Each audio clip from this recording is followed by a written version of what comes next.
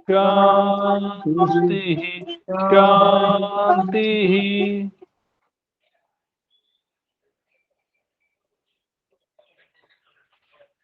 ओम। सत्यार्थ प्रकाश दशम समुल्लास।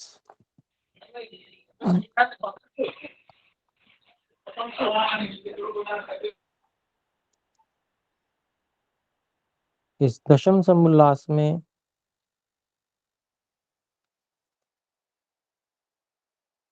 हम जो 14 श्लोक थे उसमें से 9 पढ़ चुके थे, मैं समझता हूँ 9 का अर्थ। यदि मैं गलत हूं तो कृपया सुधार करें हिमांशु जी। जी गुरु जी, 9 तक हुआ था, आगे 10वें से बना। जी, तो 10वें श्लोक के अभिप्राय को हम पढ़ेंगे।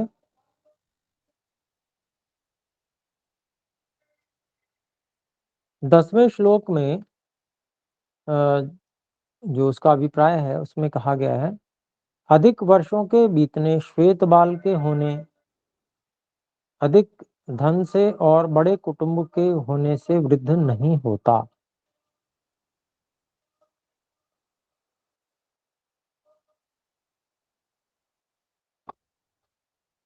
किंतु ऋषि महात्माओं का यही निश्चय है कि जो हमारे बीच में विद्या विज्ञान में अधिक है वही वृद्ध पुरुष कहता है। तो ये बहुत विशेष बात महर्षि मनु जी ने लिखी है, और महर्षि मनु जी ने ये इसीलिए लिखी है कि जो गलत परंपरा है वो ठीक हो जाए।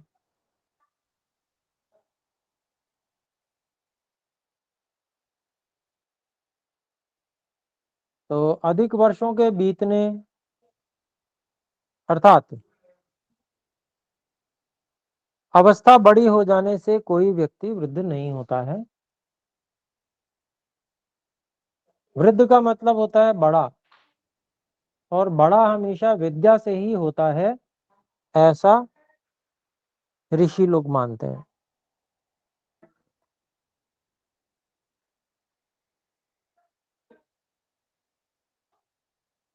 तो जो लोग ऐसा मानते हैं उनके लिए यहाँ पर कहा गया है। आज ही की मान्यता नहीं है, ये मान्यता बिल्कुल प्रारंभ जब महर्षि मनु जी थे उस समय भी लोग ऐसा मानते होंगे, तभी उनको ये श्लोक बनाना पड़ा।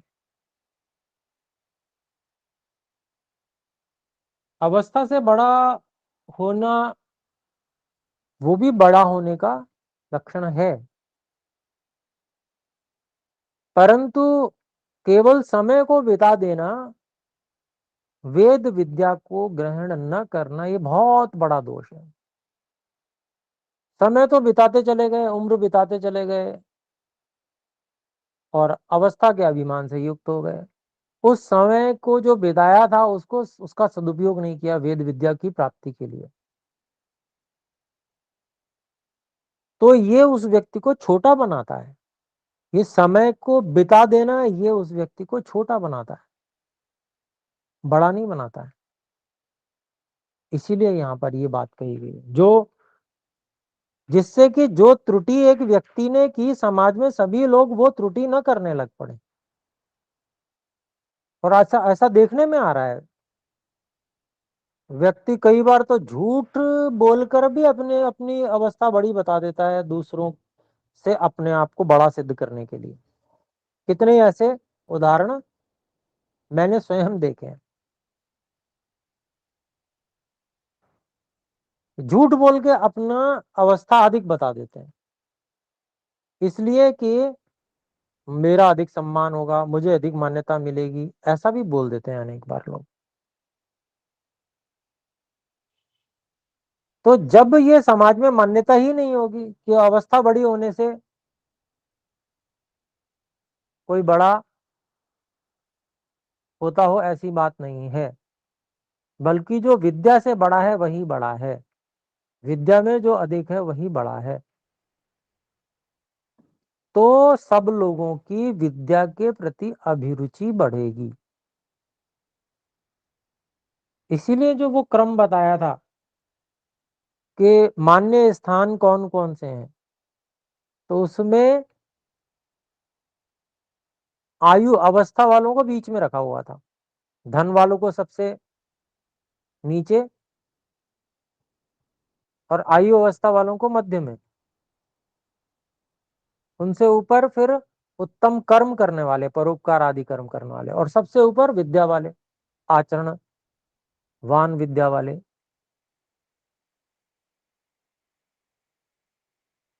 तो ये समाज में जो परंपराएं हैं, इसको ठीक करने की जिम्मेदारी किसकी है? ऋषियों ने तो लिख दिया, ईश्वर ने भी वेद का उपदेश एक बार दे दिया, और इसके अलावा ईश्वर हमारे अंदर हमें अंतः प्रेरणा भी करते हैं, परंतु उस ओर हमारा ध्यान रहे, उस अंतः प्रेरणा को हम अच्छी प्रकार से ग्रहण कर सकें। संभव, ये संभव कैसे होगा? ये योगाभ्यास से संभव होगा। अपने लोगों को सबको मिलकर, अलग अलग भी, हमको योगाभ्यास करना चाहिए और अपनी अंतः प्रेरणा को पहचानने समझने का प्रयास भी करना चाहिए। इसके अलावा जो हमारा वेद ज्ञान है, उस वेद ज्ञान को पढ़ने पढ़ाने के लिए भी अपने लोगों को प्रयासरत रहना चाहिए, क्योंकि वह जो वेद ज्ञान है, वह वेद ज्ञान ही हमारे लिए मार्गदर्शक का काम करता है। तो यहां पर हम इस बात को समझें कि अधिक वर्षों के बीतने, बाल श्वेत होने और धन से और बड़े कुटुंब के होने से वृद्ध नहीं होता। कोई धन में बड़ा हो गया तो वो बड़ा है, ऐसा नहीं है। किसी का कुटुंब बहुत ज्यादा है कि भाई मेरे तो जो है मेरे परिवार में 100 लोग हैं, तो इसलिए मैं सबसे बड़ा हूं, ऐसा भी नहीं है। वृद्ध होने का लक्षण ये नहीं है। सफेद बाल होना, आजकल तो बच्चों के, आप समझ लीजिए कि 20 वर्ष के कितने ही बच्चे हमने देखे हैं जो जिनके बाल सफेद शुरू हो गए। ये तो रोग है, बाल सफेद होने से भी कोई वृद्ध नहीं होता। तो ऐसे यहाँ पर समझना और समझाना, ये महर्षि मनु समझाना चाहते हैं, और महर्षि दयानंद जी भी इस बात को समझाना चाहते हैं, तभी उन्होंने यहाँ इस दशम दशम समोल्लास में, जहां पर आचरण का उन्होंने विवरण दिया है, तो उसमें इस श्लोक को उन्होंने सम्मिलित किया है। तो किंतु ऋषि महात्माओं का यही निश्चय है कि जो हमारे बीच में विद्या विज्ञान में अधिक है, वही वृद्ध पुरुष कहता है।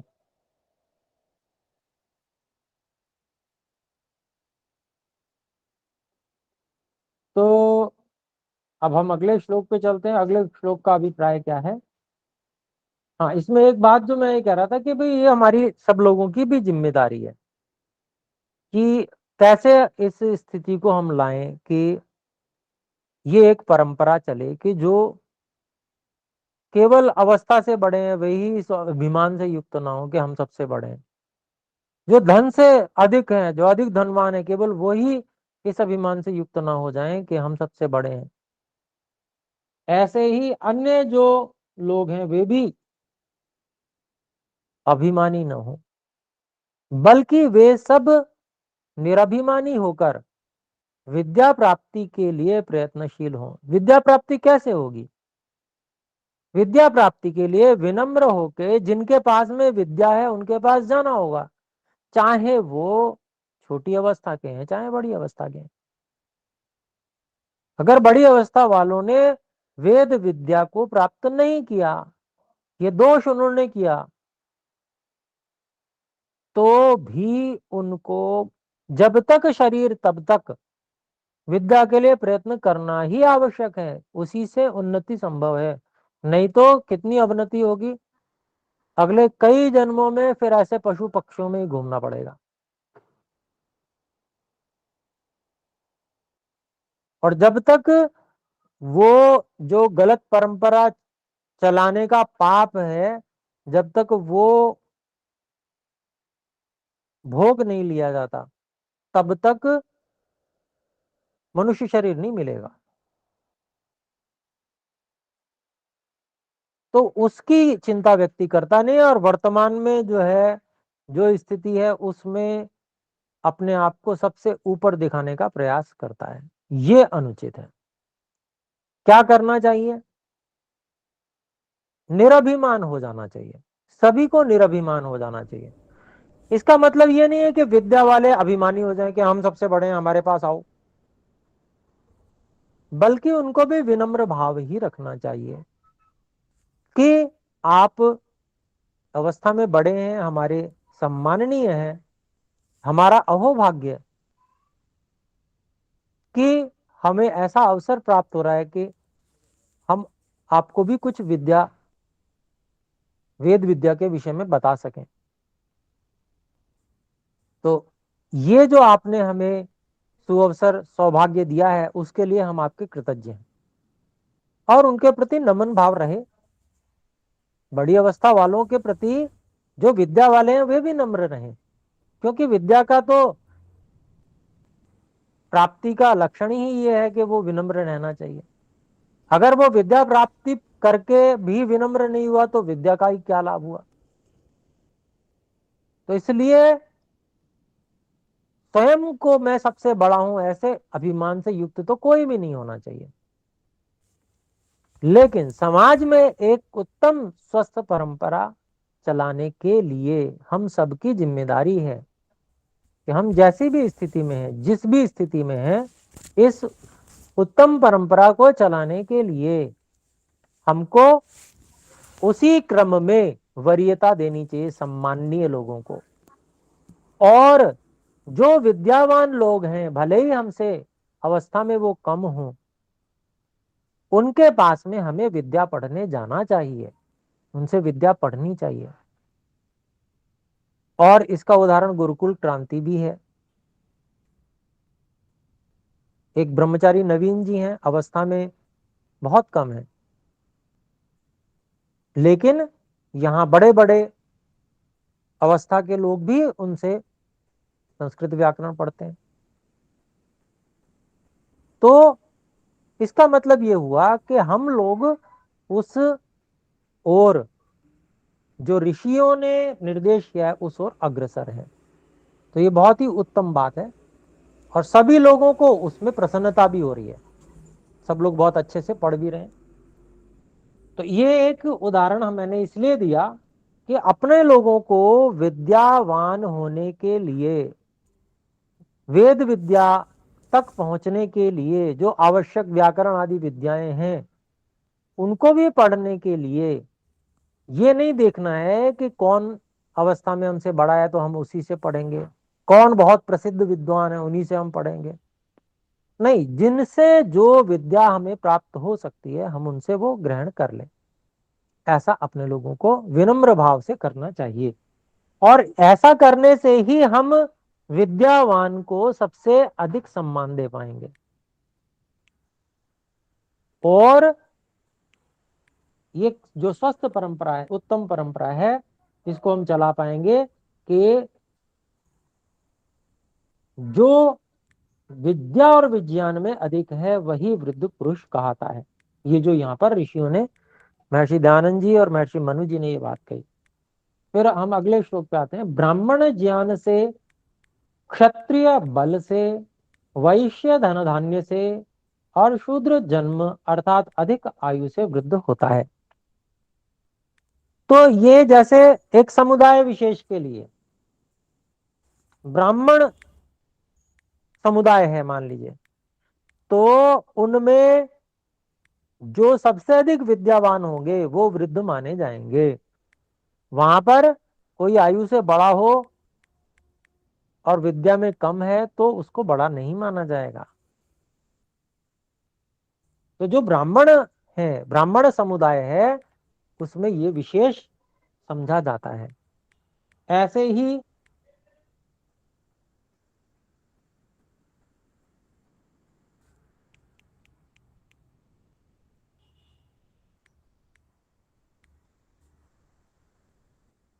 क्षत्रियों में, अगर क्षत्रियों में देखेंगे तो जो अधिक बलशाली, अधिक अस्त्र शस्त्र विद्या को जानने वाला वो होगा, उसको बड़ा माना जाएगा। यहां भी उम्र या धन काम नहीं आते। तो क्षत्रियों का समुदाय यदि होगा जहां सारे क्षत्रिय हैं, वहां पर जो सबसे अधिक बलशाली होगा वो बड़ा होगा, वही वृद्ध होगा। फिर वैश्यों में, अब समुदाय वैश्यों का है, सब वैश्य ही वहां पर हैं, तो उनमें जो जिसके पास में धन सबसे ज्यादा होगा वो बड़ा माना जाएगा। विकास जी से निवेदन है, कृपया म्यूट कर लें। आप लगता है रोड पर हैं, हॉर्न की आवाज आ रही है। विकास जी।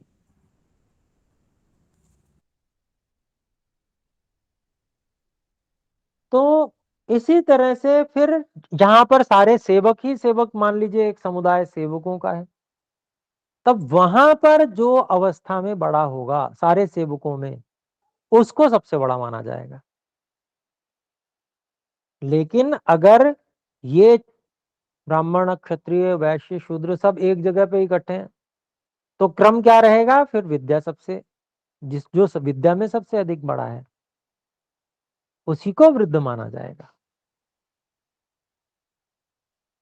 बल वाले को फिर उसके बाद में। ऐसे फिर अगला श्लोक देखते हैं।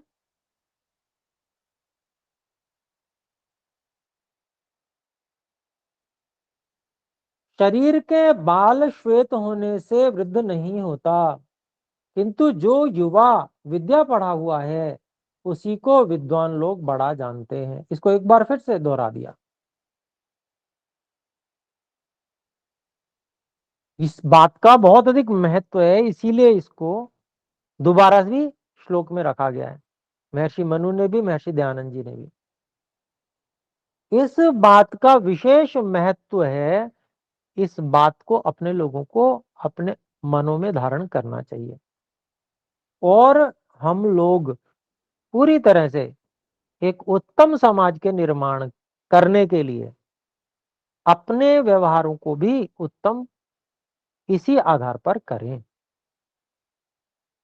फिर आगे अगला श्लोक है, और जो विद्या नहीं पढ़ा है वह जैसा काष्ठ का हाथी, चमड़े का मृग होता है, वैसा अविद्वान मनुष्य जगत में नाम मात्र मनुष्य कहता है। तो जिसने उम्र यूं ही बिताई, वेद विद्या को प्राप्त करने का कोई प्रयास नहीं किया, उसके लिए कितने कठोर शब्दों का प्रयोग किया है देखिए ऋषियों ने। और ये कठोर शब्दों का प्रयोग ऋषि ही कर सकते हैं, सामान्य हम लोग भी कठोर शब्दों का प्रयोग करने लग पड़े, ये उचित नहीं है। पहले अपना स्तर सुधारें, पहले हम इस स्तर पे आवे कि हम सारे संसार से प्रेम युक्त रहते हुए, किसी के प्रति भी किंचित मात्र भी द्वेष भाव न रखते हुए, केवल सबके हित की भावना से ही बोलेंगे। सन्यासी ही इस स्तर के होते हैं, ऋषि ही इस स्तर के होते हैं। इस कारण से उनको ये अधिकार होता है कि वो अन्यों के सुधार के लिए कठोर शब्दों का भी प्रयोग कर सकते हैं। तो यहां पर जो इतने कठोर शब्दों का प्रयोग किया गया है, नाम मात्र का मनुष्य कहा, कह दिया। बताइए देखिए, जैसे हाथी का तो उपयोग होगा, लेकिन खाली लकड़ी का हाथी कोई बना के खड़ा दे, उसका क्या उपयोग, खड़ा कर दे, उसका क्या उपयोग है? खाली दर्शन मात्र, शो पीस। ऐसे ही चमड़े का मृग, वो भी क्या है? शो पीस है। चमड़े में भूस भर दिया और वो मृग खड़ा हुआ है, तो शो पीस है। जो विद्या नहीं पढ़ा, ऐसा जो मनुष्य शरीर है, वो वृद्ध हो जाने के बाद भी बिल्कुल शो पीस मात्र रह गया, नाम मात्र का मनुष्य रह गया कि हाँ ये मनुष्य नाम है। विद्या नहीं है तो वो मनुष्य केवल नाम का है, वास्तव में वो मनुष्य ही नहीं है। बहुत ही कठोर बात। और ये कठोर बात इसीलिए कही गई है कि वो हमारे हृदय में जाके चुभ जावे। और हम जब तक हमें कोई चीज चुभती नहीं है, तब तक हम विशेष प्रयास भी नहीं करते हैं। ऐसा स्वभाव बना लिया है। इसीलिए तो चुभने वाली बातें कहने को विवश होना पड़ रहा है ऋषियों को, कि सामान्य बात का तो कोई असर ही नहीं है। जैसे चिकना घड़ा है, पानी डाला और नीचे बह गया। वो चिकना घड़ा एकदम, कभी इस पे पानी भी पड़ा था कि ये नहीं पता चल सकता। जिसपे पेंट किया हुआ घड़ा हो, कभी इस पे कुछ बूंदे पानी भी पड़ा था, उस पे नहीं पता चलेगा, वो सब ढलक के नीचे आ जाता है। तो ये जो स्थिति है अपने लोगों की, ये बहुत मोटी स्थिति है। अपने लोगों को अक्षय पात्र होना चाहिए, अक्षय पात्र के समान। जैसे आंख है, आंख में जरा सा बहुत बारीक सा रेशा भी एक हल्का सा पड़ जाए तो वो भी सहन नहीं होता।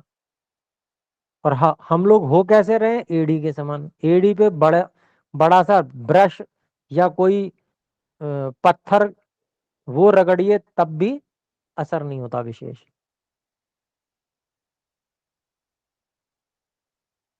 तो अगर ऐसी ऐसी स्थिति होती जैसे पहले सृष्टि के आरंभ में होती थी, स्वच्छ मन बिल्कुल, एक आचार्य जी ने एक बात कही, उसका तुरंत पालन, वो पूरी याद कर ली और उसका वैसा ही आचरण शुरू कर दिया। इतना प्रभाव पड़ता था। तो बोलने की बहुत ज्यादा आवश्यकता ही नहीं होती थी। जब बोले तो बस थोड़ा सा बोले और काम हो गया।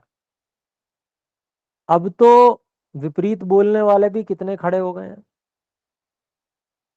और स्थिति यह है कि जो ज्यादा बोलता है, अपनी बात को बार बार ज्यादा कह लेता है, लोग उसी की बात मानने लग पड़ते हैं। तो हम लोगों को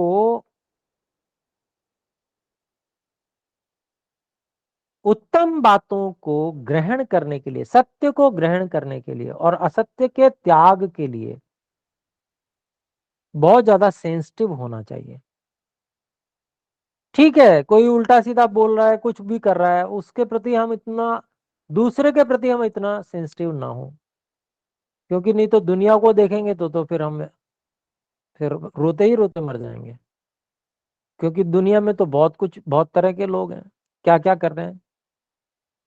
परंतु अपने विषय में कि हमको तो सत्य को ही धारण करना है, असत्य से पूरी तरह से छूटना है हमें। अपने लिए हमें बहुत ज्यादा, जैसे आंख होती है, जरा सी, जरा सा कण भी, बहुत सूक्ष्म कण भी सहन नहीं करती, इसी तरह से अपने अंदर अपने दोषों को हम बिल्कुल भी सहन नहीं करेंगे। ऐसा संकल्प अपने यहां होना चाहिए, तो जाके ये जो बातें हैं, उपदेश हैं, जो कि अभी 9वें समुल्लास तक बड़े मीठे मीठे शब्दों में बता दिए गए, उनका हम पालन कर पाएंगे। और अब 10वें समुल्लास में आके थोड़ा थोड़ा सा स्वामी जी ने कड़वा बोलना प्रारंभ कर दिया है। क्योंकि आगे फिर खंडन मंडन का ही विषय फिर प्रारंभ होना है।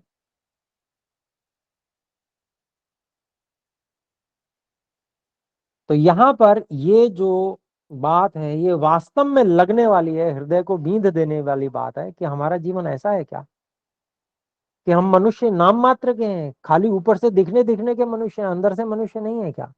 हमारे अंदर विद्या नहीं, वेद की विद्या नहीं है, तो ये तो बड़ी हानि की बात है। जीवन व्यर्थ हो जाएगा इससे। तो इसके लिए पूरा का पूरा विद्या की प्राप्ति के लिए, वेद विद्या की प्राप्ति के लिए जबरदस्त प्रयास आरंभ हो जाना चाहिए।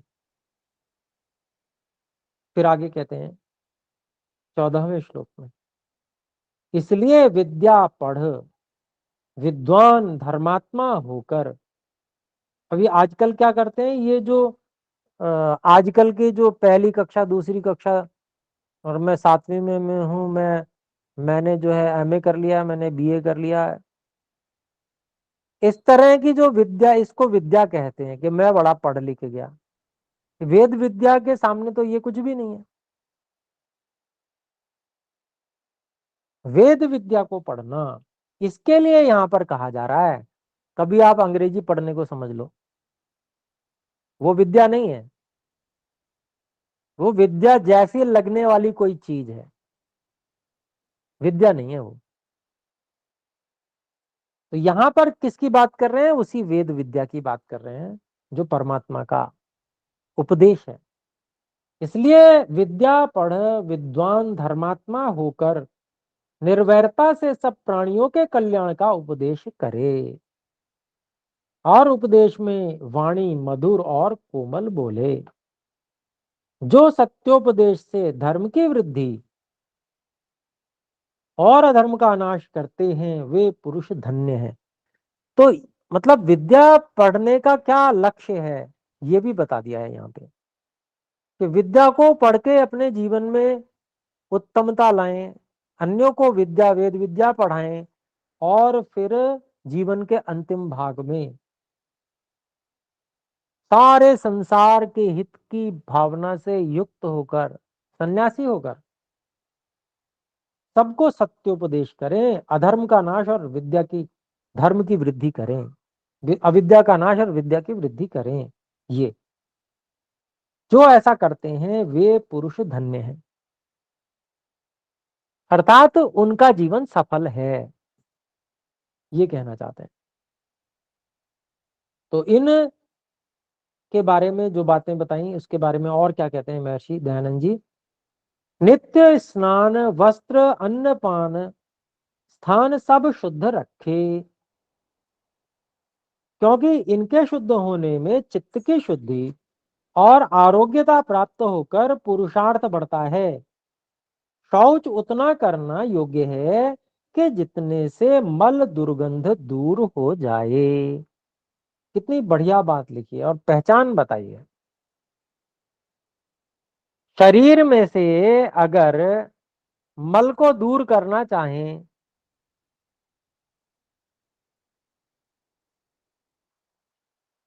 तो कितना करें? अब शरीर में मल भी एक धातु के रूप में ही होता है। शरीर में जो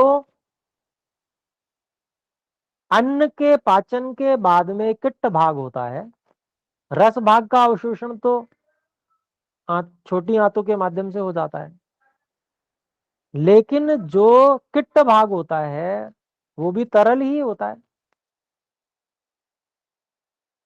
वो दुर्गंधित नहीं होता।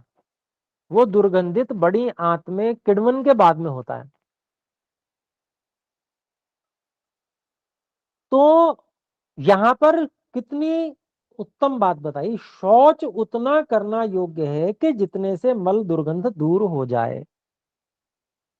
तो यानी कि दुर्गंधित पदार्थ शरीर के अंदर न रहना चाहिए, इस बात को समझ लेना है।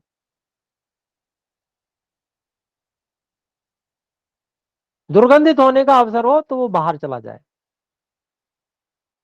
जिससे कि शरीर की सात्विकता की स्थिति निरंतर बनी रहे। ऐसे ही जैसे अंदर, शरीर के अंदर की बात की, शरीर के बाहर भी जो छोटे छोटे स्रोत हैं, उन स्रोतों में से पसीना आदि जो निकलता है, वो निकलने के बाद में जब हम स्नान करें तो अच्छे से साफ हो जाए, इतना ही करना। ये नहीं कि नहाने में लगे पड़े हैं तो हो गया घंटा, कि हाथ भी गलने लगे पैर भी गलने लगे, ऐसा नहीं करना है। घुस गए स्विमिंग पूल में तो फिर बस 2 घंटा हो गया, तैरे ही जा रहे हैं तैरे ही जा रहे हैं।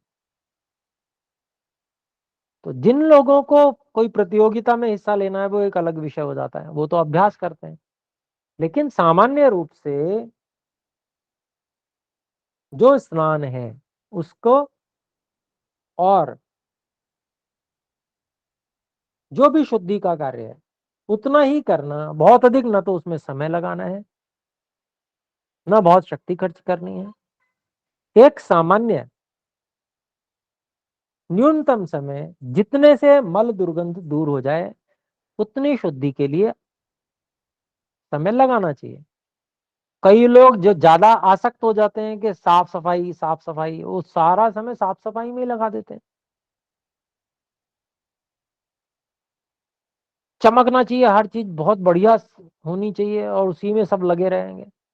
फिर जब इसी में सारा समय निकाल देंगे तो फिर वेद विद्या और साधना, ईश्वर की भक्ति करने के लिए समय कहां से निकालेंगे। तो इसलिए उसकी सीमा बांधनी आवश्यक है। इसीलिए ये बात कही कि नित्य स्नान, वस्त्र, अन्न, पान, स्थान सब शुद्ध रखे, क्योंकि इनके शुद्ध होने में चित्त की शुद्धि। तो उद्देश्य बता दिया साथ में। समय सारा ही सारा अगर उसमें ही लगा देंगे तो चित्त की शुद्धि थोड़ी बहुत हो भी जाएगी, लेकिन जो चित्त की शुद्धि होने के बाद में करने योग्य कार्य हैं वो नहीं कर पाएंगे। तो इसलिए सीमा बांधकर, तो क्योंकि इनके शुद्ध होने में चित्त की शुद्धि होती है, चित्त की शुद्धि होगी तो चित्त, शुद्ध चित्त से बहुत सारे अच्छे अच्छे वेद विद्या प्राप्ति, ईश्वर की उपासना आदि उत्तम कार्यों को कर सकते हैं। इसलिए फिर और आरोग्यता प्राप्त होकर पुरुषार्थ बढ़ाता है। शौच उतना करना योग्य है कि जितने से मल दुर्गंध दूर हो जाए।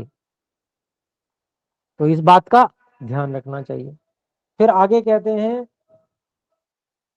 मनुस्मृति का ही श्लोक की पंक्ति है, आचार परमो धर्म श्रुत्युक्त स्मार्त एव च। जो सत्य भाषण आदि कर्मों का आचरण करना है वही वेद और स्मृति में कहा हुआ आचार है। उत्तम आचरण, सत्य भाषण आदि उत्तम कर्मों को करना, यही वेदों में भी और स्मृति ग्रंथों में भी, वेदानुकूल जो स्मृति ग्रंथ हैं ऋषियों के, उन्होंने यही आचरण करना लिखा है।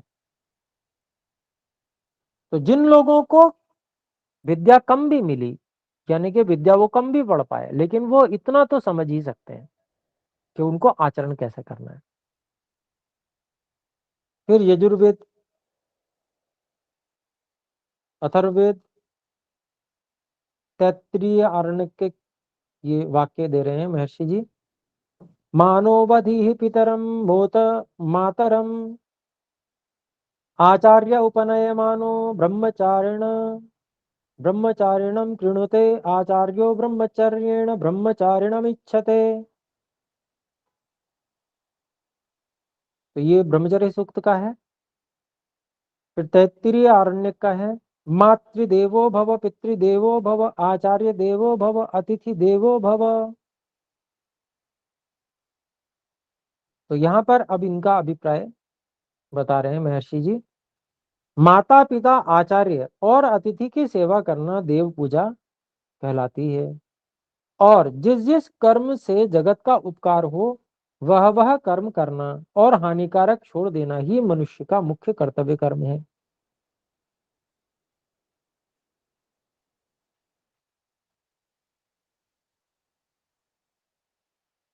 कभी नास्तिक, लंपट, विश्वासघाती, चोर, मिथ्यावादी, स्वार्थी, कपटी, छली आदि दुष्ट मनुष्यों का संग न करें,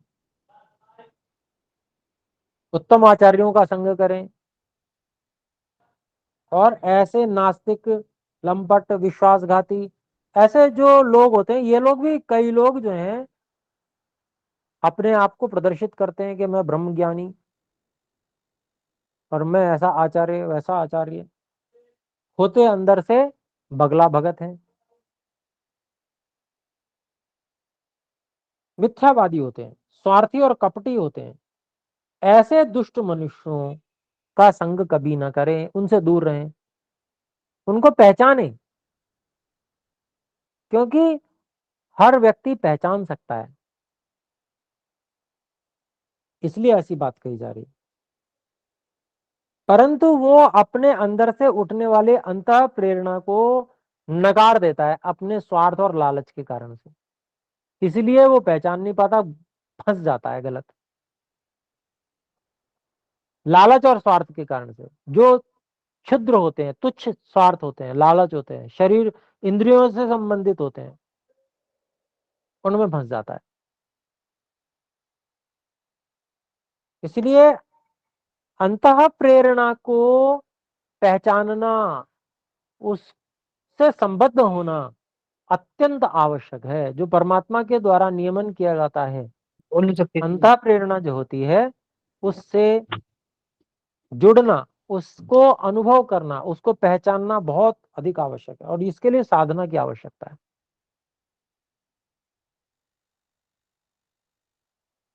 फिर आगे कहते हैं, आप तो जो सत्यवादी धर्मात्मा परोपकार प्रिय जन हैं, उनका सदा संग करने ही का नाम श्रेष्ठाचार है। तो श्रेष्ठ आचरण जो होता है, वो उनकी देखा देखी होता है, जो अच्छे लोग होते हैं, धर्मात्मा, परोपकार प्रिय लोग होते हैं, सत्यवादी लोग होते हैं। जब उनके साथ में रहेंगे, तो उनके साथ में रहने से अपने लोगों की भी वैसे ही करने की इच्छा होगी, क्योंकि वातावरण अच्छा मिल गया, तो हमारा आचरण स्वतः ही श्रेष्ठ हो जाएगा।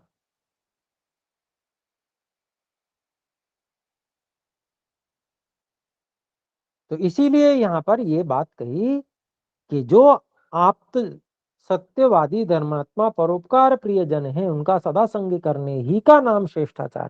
तो यही बात, इसको हमने समझ लिया। फिर प्रश्न करते हैं, आर्यावर्त देशवासियों का आर्यावर्त देश से भिन्न भिन्न देशों में जाने से आचार नष्ट हो जाता है व नहीं। प्रश्न कर रहे हैं कि भिन्न देश में जाने से आचार नष्ट होता है या नहीं होता। तो उत्तर, यह बात मिथ्या है। कौन सी बात मिथ्या है? कि जो लोग ऐसा कहते हैं कि दूसरे देश में जाने से आचार नष्ट हो जाता है, तो ये बिल्कुल मिथ्या बात है। क्योंकि जो बाहर भीतर की पवित्रता करनी, सत्य भाषण आदि आचरण करना है, वह जहां कहीं करेगा, आचार और धर्म भ्रष्ट कभी न होगा। चाहे भूमंडल का कोई सा देश हो, हर देश में एक बात तो सदा समान रहेगी, हर व्यक्ति को अपने प्रति सत्य बोलने वाला व्यक्ति ही पसंद आएगा। कोई भी संसार में किसी भी देश में हो, अपने प्रति झूठ बोलने वाला व्यक्ति कभी भी उसको पसंद नहीं आता, कभी भी अच्छा नहीं लगता। तो जो सदा सत्य का व्यवहार करने वाला, आचरण करने वाला होगा, उसका धर्म भ्रष्ट कैसे हो जाएगा? उसको तो सर्वत्र लोग जो है अच्छा समझेंगे, और सबसे उत्तम व्यवहार होगा। तो इसीलिए कहा कि उसका आचार और धर्म भ्रष्ट कभी न होगा। और जो आर्यावर्त में रहकर भी दुष्टाचार करेगा, अब देख लें, वही धर्म और आचार भ्रष्ट कहावेगा। तो जितने लोग अपने आप को यहाँ कहते हैं कि भाई हम इतने बड़े पूजा पाठी हैं, कोई कहता है कि हम 3 समय त्रिकाल संध्या करते हैं, कोई कहता है हम 5 समय करते हैं, और आचरण कैसा है? झूठ, छल, कपट, हिंसा, चोरी, जारी, सारे कार्य करते हैं, और नाम के हैं बड़े, कंठी माला होगी और बड़े जप तप करना वाला दिखाएंगे अपने आप को। तो चाहे आर्यावर्त देश में रहने वाला भारतीय ही क्यों ना हो, अगर वो दुष्टाचरण से युक्त है तो वह धर्म और आचार भ्रष्ट कहेगा ही कहेगा।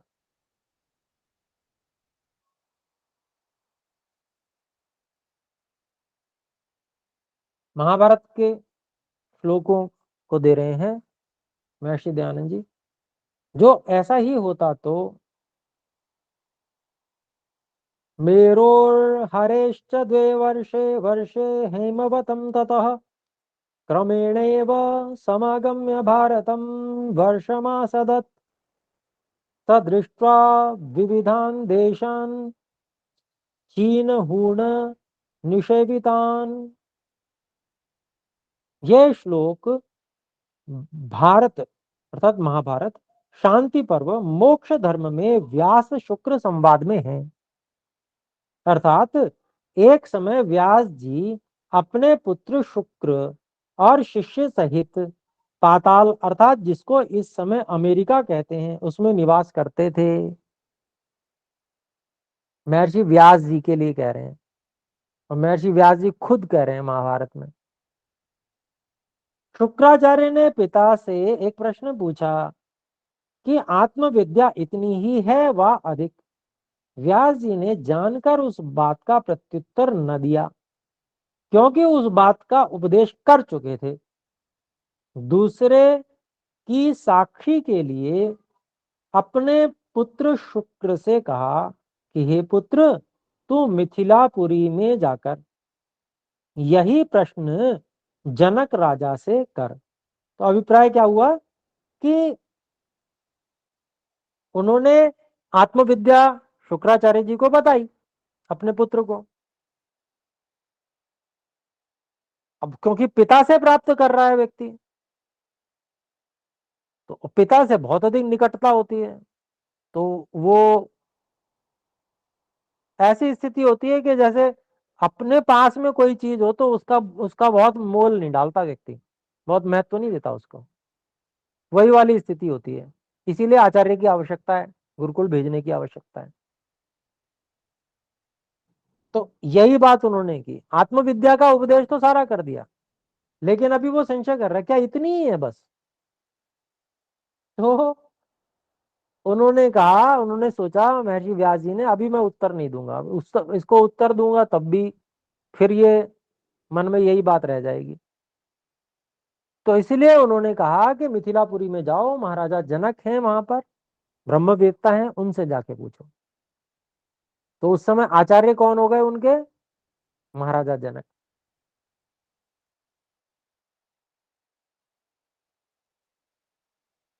जिनके के आचार्य जो थे वो महाराजा जनक के आचार्य याज्ञवल्क्य जी थे, जिन्होंने यजुर्वेद पे पूरा ब्राह्मण ग्रंथ लिखा, शतपथ ब्राह्मण। तो उन महाराजा जनक के पास उनको भेज दिया और इस बात को इस रूप में लिखते हैं महर्षि, दूसरे की साक्षी के लिए। मतलब किसी दूसरे से भी जब पता चलेगी वही बात तब पूरा विश्वास हो जाएगा, हाँ इतनी है ब्रह्म विद्या। इसलिए दूसरे की साक्षी के लिए अपने पुत्र शुक्र से कहा कि हे पुत्र, तू मिथिलापुरी में जाकर यही प्रश्न जनक राजा से कर, वह इसका यथा योग्य उत्तर देगा। पिता का वचन सुनकर शुक्राचार्य पाताल से मिथिलापुरी की ओर चले। प्रथम मेरु अर्थात हिमालय से ईशान उत्तर और वायव्य देश में जो देश बसते हैं उनका नाम हरिवर्ष था। अर्थात हरि कहते हैं बंदर को। उस देश के मनुष्य अब भी रक्त मुख अर्थात वानर के समान भूरे नेत्र वाले होते हैं। जिन देशों का नाम इस समय यूरोप है उन्हीं को संस्कृत में हरिवर्ष कहते थे। उन देशों को देखते हुए और जिनको हूण यहूदी भी कहते हैं, उन देशों को देखकर चीन में आए। चीन से हिमालय और हिमालय से मिथिलापुरी को आए। तो ये सब नाम पहले भी ऐसे के लगभग लगभग ऐसे ही थे। चीन तो अब भी वैसा का वैसा ही नाम है जो इस श्लोक में पढ़ा गया। तो ये जो वर्णन है, ये वर्णन इसलिए किया गया है कि अगर आर्यावर्त से दूसरे देश जाने में धर्म ही भ्रष्ट होता तो महर्षि व्यास और शुक्र जीव का क्यों ना हो जाता। वो भी तो आर्यावर्त में ही उत्पन्न हुए थे, लेकिन वहां गए, प्रयोजन रहा होगा जिस प्रयोजन से गए होंगे। पूरा का पूरा भूमंडल परमात्मा का बनाया हुआ है, कहीं भी जा सकते हैं। बस अपना आचरण पवित्र होना चाहिए, हृदय पवित्र होना चाहिए, सत्य आदि व्यवहार होने चाहिए। आगे और प्रमाण देते हैं। और श्री कृष्ण तथा अर्जुन पाताल में अश्वतरी अर्थात जिसको अग्नियान नौका कहते हैं, उस पर बैठ के पाताल में जाके महाराजा युधिष्ठिर के यज्ञ में उद्दालक ऋषि को ले आए थे। अब उद्दालक ऋषि कहाँ, पाताल लोक में रहते थे। वो भी गए होंगे यहाँ से, तभी रहते होंगे, उनको वहां से लेकर आए थे। धृतराष्ट्र का विवाह गांधार जिसको कंधार कहते हैं, वहां की राजपुत्री से हुआ था, गांधारी से। इस समय उसका नाम कंधार है, अफगानिस्तान में। वो भी भारत देश से दूर है। माद्रिका पांडु की स्त्री ईरान के राजा की कन्या थी। माद्री जो थी, वो जो पांडु की पत्नी थी, वो ईरान के राजा की कन्या थी।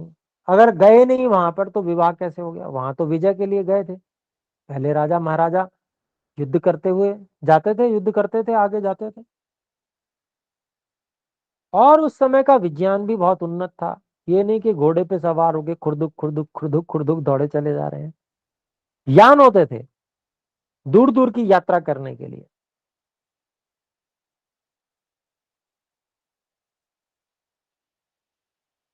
तो इस प्रकार से यानों से और देश विदेश में गमन होता था। फिर आगे कहते हैं, और अर्जुन का विवाह पाताल में जिसको अमेरिका कहते हैं, वहां के राजा की लड़की उलोपी के साथ हुआ था। तो उस समय जो ये सब देश थे, इन देशों में भी संस्कृत भाषा का प्रचार था। उसी तरह के नाम भी होते थे। गांधारी संस्कृत नाम है सारे, उलोपी संस्कृत का नाम है बिल्कुल।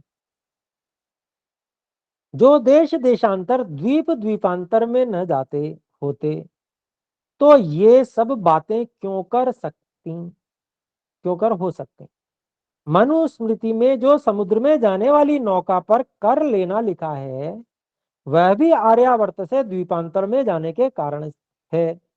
और जब महाराजा युधिष्ठिर ने राजसूय यज्ञ किया था, उसमें सब भूगोल के राजाओं को बुलाने को निमंत्रण देने के लिए भीम, अर्जुन, नकुल और सहदेव चारों दिशाओं में गए थे। जो दोष मानते होते तो कभी न जाते। सो प्रथम आर्यावर्त देशीय लोग व्यापार, राजकार्य और भ्रमण के लिए सब भूगोल में घूमते थे। और जो आजकल छुआछात और धर्म नष्ट होने की शंका है, केवल मूर्खों के बहकाने और अज्ञान बढ़ने के से है, अज्ञान बढ़ने से है। क्योंकि वेद विद्या को पढ़ना पढ़ाना छोड़ दिया, इसलिए मूर्खता सब में समा गई। जो मनुष्य देश देशांतर और द्वीप द्वीपांतर में जाने आने की शंका नहीं करते, वे देश देशांतर के अनेक विध मनुष्यों के समागम रीति भांति देखने, अपना राज्य और व्यवहार बढ़ाने से निर्भय शूरवीर होने लगते और अच्छे व्यवहार का ग्रहण, बुरी बातों के छोड़ने में तत्पर होके बड़े ऐश्वर्य को प्राप्त होते हैं। भला जो महाभ्रष्ट म्लेच्छ कुलोत्पन्न वैश्या आदि के समागम से आचार भ्रष्ट धर्महीन नहीं होते, किंतु देश देशांतर के उत्तम पुरुषों के साथ समागम में छूत और दोष मानते हैं, यह केवल मूर्खता की बात नहीं तो और क्या है। तो देखिए कितनी उदात्त भावना। सारा भूमंडल ईश्वर का बनाया हुआ है। सब जगह जाना आना, सबसे संबंध रखना, व्यवहार करना, पहले आर्य लोग करते थे, सारे भूमंडल पर चक्रवर्ती राज्य भी हुआ करता था। अपने उत्तम संस्कार जो वेद के संस्कार है, उन संस्कारों को देश विदेश में पहुंचाया भी करते थे और उनकी उत्तम बातों को ग्रहण भी करते थे। परंतु आज तो स्थिति कुछ अलग ही है।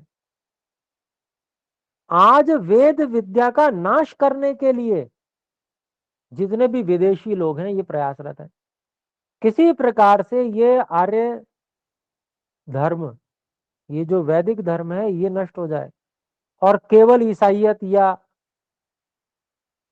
इस्लाम आदि ये सब फैल जाए सब और, इसमें प्रयासरत हैं लोग।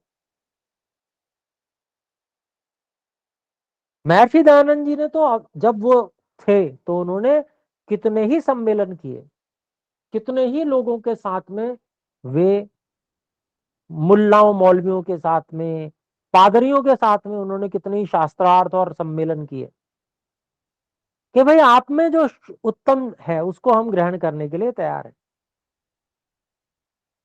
आप भी जो वेद परमात्मा का उपदेश है, जो ईश्वर ने सबके लिए दिया है, सब मनुष्यों का उससे ही हित हो सकता है, इस चीज को स्वीकार कीजिए।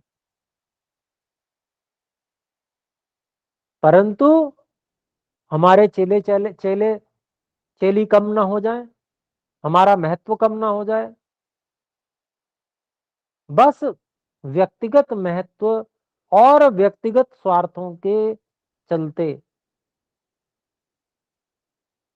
लोगों ने इस बात को स्वीकार नहीं किया और इसके कारण से सारे संसार की हानि हुई। तो यहाँ पर अब आज समाप्त करते हैं, अगले पैराग्राफ से हम अगली कक्षा में पढ़ेंगे। समय कुछ अधिक हुआ है, आइए एक बार ओम का उच्चारण करें।